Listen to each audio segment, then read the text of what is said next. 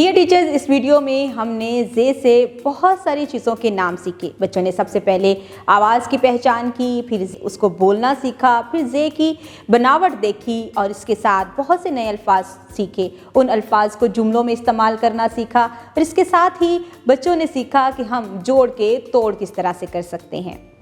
इसके साथ साथ बच्चों ने सरगर्मियाँ की हैं जिसमें ज़ेब्रा में रंग भरे हैं और प्लेडो का इस्तेमाल करते हुए भी जे से बनने वाली अशिया की तस्वीरें बनाई हैं।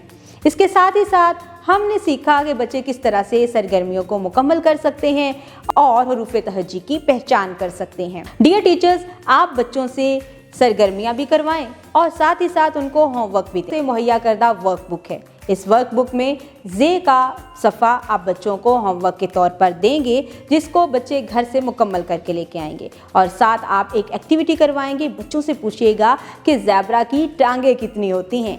बच्चे ज़ेब्रा की टांगों को काउंट करेंगे और आपको गिनती बताएंगे कि कितनी टांगें होती हैं। ये सरगर्मी आप क्लास में भी करवा सकते हैं, उसको होमवर्क के तौर पर भी दे सकते हैं।